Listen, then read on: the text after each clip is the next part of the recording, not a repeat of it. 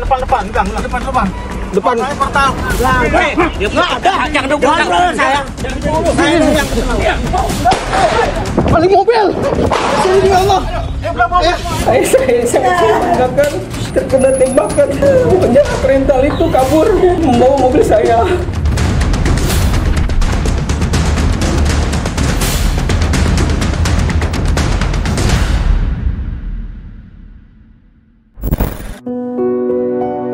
Nasib naas dialami Ilyas Abdurrahman, pengusaha persewaan atau rental mobil asal Tangerang, Banten. Nyawanya melayang setelah menjadi korban penembakan di rest area kilometer 45 ruas jalan tol Tangerang Merak pada Kamis 2 Januari lalu. Peristiwa maut itu bermula ketika bos persewaan armada tersebut berupaya merebut mobil miliknya yang disewa dan diduga dibawa kabur pelaku penggelapan mobil. Mobil yang dibawa kabur itu sebelumnya disewa seorang warga Pandeglang, Banten bernama Ajat Sudrajat. Namun di hari ketiga, mereka melihat ada indikasi mencurigakan, yakni dilepasnya sebagian GPS yang terpasang di mobil tersebut. Dan ini bermula dari penyewa Ajat Sudrajat. Dia menyewa dari tanggal 31, itu estimasi sewa selama 3 hari. Namun pada tanggal 1 di jam 11 malam, itu di mobil tersebut ada GPS yang dicabut. Jadi kita tim berangkat untuk mengamankan mobil karena sudah ada indikasi yang tidak betul. Pakai mobil mana? Mobilnya di mana? Mobil Di depan. Melalui GPS yang masih tersisa, titik lokasi kendaraan tersebut pun terlacak, berada di wilayah Pandeglang, Banten. Duluan.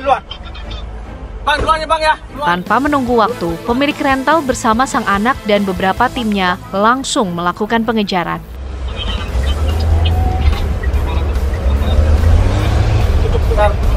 Jadi kita bertujuh berangkat dari Rajek ke Pandeglang. Sampai di Pandeglang di jam 12 malam itu kita berpapasan dengan mobil tersebut di daerah Saketi. Ya.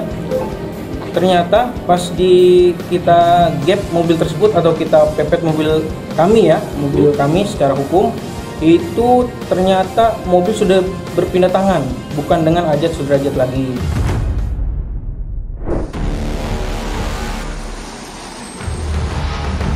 Di tengah upaya pengejaran itu, mereka sempat mendatangi kantor kepolisian sektor Cinangka, Serang, Banten. Mereka meminta pendampingan aparat kepolisian untuk mengambil mobil yang dibawa kabur komplotan yang diduga bersenjata api itu. Jadi dia ada satu pengawal ya, mobil Sigra hitam itu dari arah Jalan Pantai Carita sampai Jalan Anyar. Selama perjalanan kita terus mengejar kan. Di daerah Anyar itu mobil sempat berhenti sekitar 15-20 menitan. Jadi kita ada inisiatif karena kita nggak berani untuk mengambil mobil tersebut karena di mobil tersebut ada SNP. Jadi kita inisiatif mampir ke Polsek Cinangka yang ada di Anyar. Sayangnya dari Polsek Cinangka itu kita minta pendampingan ya, karena kita kan nggak ada bawa apa-apa. Itu dia keberatan untuk mendampingi kita.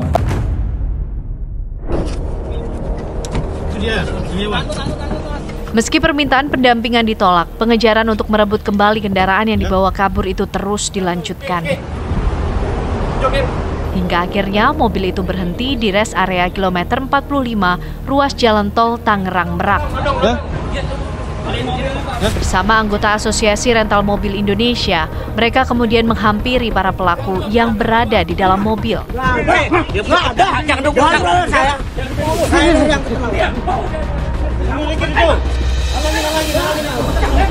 Mobil halangin nggak? Weh, jangan tahan saya. Diam dulu.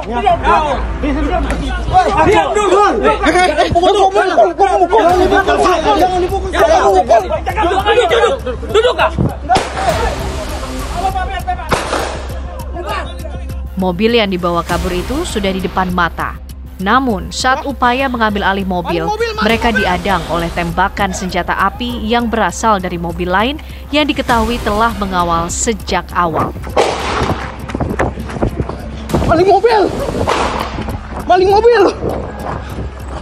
Ternyata di mobil Sigra itu udah ada orang yang sudah siap untuk menembak kami.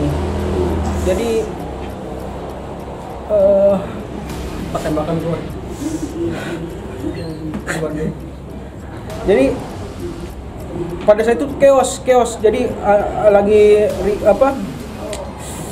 lagi mengamankan si yang bawa mobil Brio ini. Jadi kita nggak dengeran bahwa yang mobil Sigra ini mau nembak. Akhirnya terlepaslah peluru itu. Terdengar sampai 4 atau sampai 5 kali kalau tidak salah. Saya dan orang-orang tim rental kabur. Tapi nahasnya ternyata ayah saya sendiri ya. Ayah saya mengatakan terkena tembakan di dalam Indomaret. Akhirnya penjahat rental itu kabur membawa mobil saya. Upaya merebut mobil dari kawanan yang diduga maling itu berujung maut. Ilyas Abdurrahman, bos rental mobil berusia 48 tahun itu, menghembuskan nafas terakhir karena terkena tembakan peluru di bagian dada. Dan satu rekannya lagi yang terkena tembakan di bagian sisi perut dalam kondisi kritis dirawat di rumah sakit. Sementara, para pelaku melarikan diri dengan mengendarai mobil ke arah Jakarta.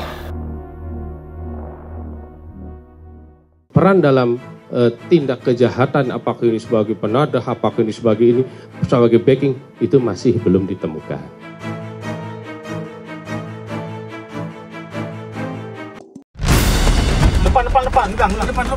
Depan. Nggak ada, jangan duduk saya.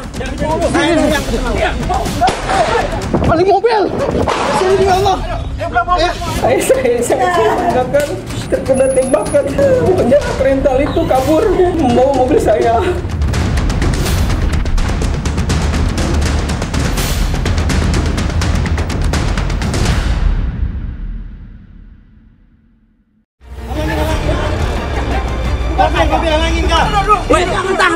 Tragedi memilukan itu terjadi.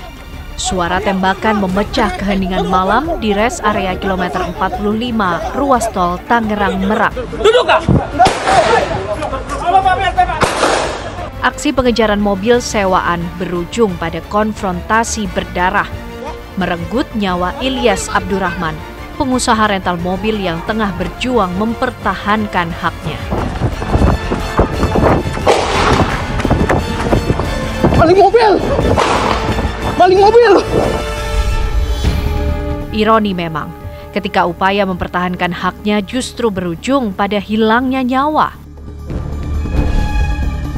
Kapolda Banten menyampaikan keprihatinan mendalam atas kejadian ini. Pihaknya berjanji akan mengusut tuntas kasus ini secara transparan dan profesional, serta berkoordinasi erat dengan pihak TNI untuk penegakan hukum yang seadil-adilnya. Karena 2 GPS ini mati, maka si pemilik rental, ya, Saudara Agam, dan ayahnya, dan juga stafnya, keluarganya, melakukan pencarian secara sendiri, ya, secara mandiri di Indomaret kilometer 45.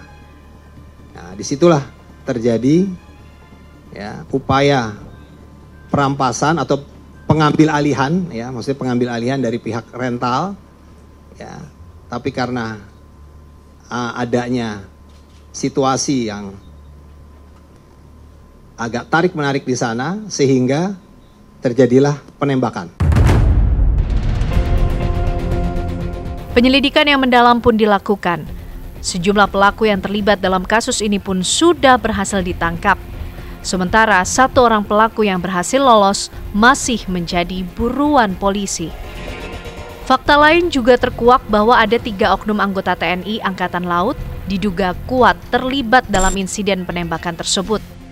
Sebuah tamparan keras bagi institusi yang seharusnya menjadi garda pembela rakyat. Ketiga oknum TNI itu yakni Sertu AA, Sertu RH, dan Kelasi Kepala BA sudah diamankan di Pusat Polisi Militer Angkatan Laut. Pertanyaan yang menggelayut di benak publik, apakah mereka bertindak atas inisiatif pribadi atau merupakan bagian dari jaringan sindikat yang lebih besar? Dia akan masuk ke dalam proses penyidikan. Jadi peran yang 3 orang ini sebenarnya itu adalah rekan. Ya, jadi perannya itu dia tidak memiliki peran, oh ini sebagai eksekutor, oh ini sebagai ini, tidak. Kan ini ada sebagai rekan. Bahkan pelaku dengan yang dikeroyok tadi itu adalah saudara. Jadi pelaku ini adalah pamannya, ya, pamannya AA tadi, pamannya AA tadi yang dalam video itu yang keluar dari toilet itu terus dihadang itu adalah pamannya yang bersangkutan. Jadi peran dalam tindak kejahatan, apakah ini sebagai penadah, apakah ini sebagai backing, dari hasil lidik sementara itu masih belum ditemukan. Bagaimana mungkin individu yang seharusnya menjunjung tinggi nilai-nilai Sabta Marga justru terlibat dalam tindakan yang melanggar hukum dan etika keprajuritan? Lantas, di mana letak kemanusiaan ketika laras senjata berbicara lebih lantang daripada hati nurani? Komandan Puspomal memberikan pernyataan tegas. Mereka tidak akan melindungi anggotanya yang terbukti bersalah dan akan memberikan sanksi seberat-beratnya sesuai hukum yang berlaku. Komitmen ini diharapkan dapat memulihkan kepercayaan publik terhadap institusi TNI. Yang melakukan penembakan itu adalah 1 orang, tembak kedua. Karena yang satunya itu kan dari hasil CCTV juga yang dikeroyok itu tadi, yang baru keluar dari toilet. Nah, dikeroyok sehingga ada satu keributan, disitulah anggota yang menembak itu. Jadi bukan 2 anggota yang menembak, tapi 1 anggota yang menembak. Dan semua anggota sudah kita amankan. Apabila ada satu keterlibatan yang betul mengarah kepada suatu tindak pidana, jajaran polisi militer tentunya akan memeriksa sesuai dengan ketentuan hukum yang berlaku. Kasus ini bukan sekadar persoalan kriminalitas biasa. Lebih dari itu, ini adalah tragedi kemanusiaan yang menuntut refleksi mendalam. Betapa rapuhnya nilai-nilai kemanusiaan di era modern, di mana kekerasan seolah menjadi solusi instan dalam menyelesaikan persoalan. Proses hukum yang transparan dan adil diharapkan dapat memberikan keadilan bagi korban dan keluarganya, sekaligus menjadi pembelajaran berharga bagi semua pihak, bahwa kekerasan bukanlah jalan keluar, dan setiap tindakan pasti akan ada konsekuensinya. Mobil mana ada yang murah seharga 40 juta. Dan ketika dia beli mobil benar, tidak mungkin ada pengawalan dari jauh untuk menodongkan pistol, Kak. Seperti itu kan. Berarti itu kan udah sindikat, termasuk menurut saya ya.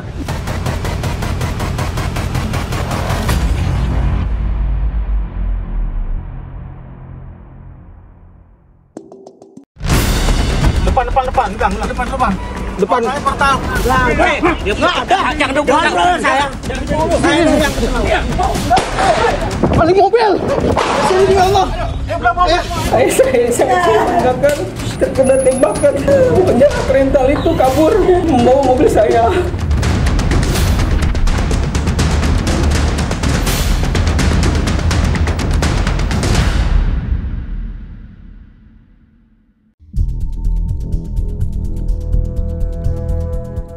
Kematian tragis Ilyas Abdurrahman, pengusaha rental mobil di Tangerang, Banten, membawa duka mendalam bagi keluarga yang ditinggalkan.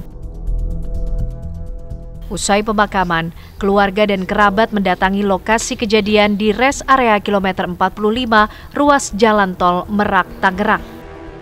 Isak tangis pun memecah suasana saat keluarga menggelar tabur bunga dan doa bersama di lokasi tewasnya korban. Sang anak yang saat kejadian berada di lokasi dan menyaksikan ayahnya menjadi korban kebrutalan pelaku kembali terseduh. Saya yang melihat ayah saya terkubur, keluar darah di dada saya. Sampai adik saya buka baju untuk menutup darah ayah saya. Saya buka baju untuk menutup darah ayah saya. Sangat keji kejadian seperti itu. Bayangkan ya, anak melihat kematian orang tua pada saat sakaratul maut ya, itu sangat tidak dibayangkan sekali ya. Peristiwa penembakan yang berujung kematian Ilyas menorehkan luka mendalam bagi kedua anak korban. Sementara itu, dalam gelaran konferensi pers, Kapolda Banten dan Panglima Komando Armada Republik Indonesia menyebut penembakan itu merupakan buntut dari pengeroyokan yang dilakukan oleh pihak korban, sehingga pelaku yang merupakan tentara terlatih hanya punya dua pilihan, membunuh atau dibunuh. Nah, kalau saya dihadapkan kepada pengeroyokan, berarti kan sebetulnya kan sama-sama nggak tahu siapa yang akan mati, ya kan ya. Nah jadi kita saja kalau misalkan terdesak ya dikeroyok pasti akan mencari, akan bela diri, ya kan. Akan mencari suatu benda yang mungkin bisa untuk membela diri, mengamankan. Nah ini mungkin digunakan ada senjata api, ya.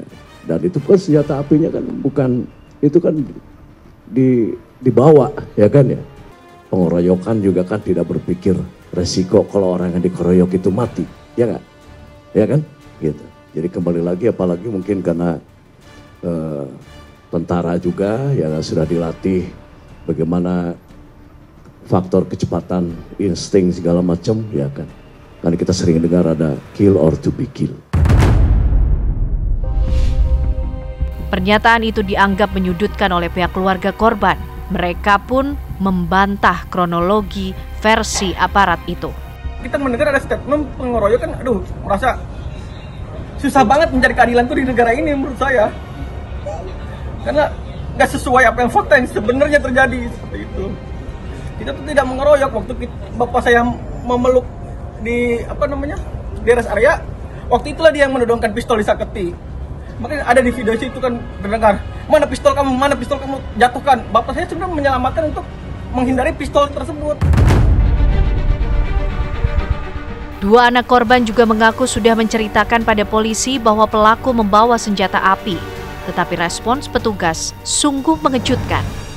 Mereka juga mempertanyakan keterangan tersangka yang mengaku telah membeli mobil korban, yakni Honda Brio yang hanya seharga 40 juta rupiah. Mobil mana ada yang murah seharga 40 juta. Dan ketika dia beli mobil benar, tidak mungkin ada pengawalan dari jauh untuk menodongkan pistol, Kak. Seperti itu kan. Berarti itu kan udah sindikat, termasuk menurut saya ya. Karena tidak ada mobil Brio yang saya beli waktu itu 180 juta, di harga 40 juta, Kak. Kini, mereka berharap keadilan atas peristiwa yang telah merenggut nyawa Ilyas Abdurrahman. Jika memang terbukti ada pelanggaran oleh aparat, para pelaku itu tak boleh lepas dari jerat hukum yang setimpal. Aksi koboi jalanan terjadi akibat emosi yang tak bisa dikendalikan. Tak jarang dilakukan oleh aparat dan masyarakat sipil yang dengan kearogansiannya melakukan penembakan dengan cara yang sangat brutal. Pengawasan dan pembenahan di setiap instansi pun perlu dilakukan. Saya menyarankan seandainya ada evaluasi itu ya. Nomor satu, kalau untuk yang TNI itu ya, yang dievaluasi adalah senjata api itu yang dipakai oleh TNI itu sebaiknya hanya untuk perang. Dan apabila dia pas lagi lepas dinas, senjatanya tidak boleh dibawa. Saya pernah ke Jepang ya itu, tentara di sana itu kalau dia mau ke kota, dia harus lepas pakaian sipilnya dan senjatanya ditaruh sehingga tidak ada lagi militer yang di tempat keramaian bawa senjata api itu. Kalau itu dilarang itu otomatis akan sangat sedikit itu penyalahgunaan TNI, oknum TNI ya di dalam kasus-kasus kejahatan kala ini. Nah, untuk polisi solusinya adalah robah sistem kesenjataan polisi. Polisi senjata organiknya hanya senjata yang untuk melumpuhkan. Perbaikan sistem dalam mengevaluasi penggunaan senjata api diharapkan tak hanya mengedepankan sanksi semata, namun dituntut dapat menuntaskan permasalahan hingga tuntas.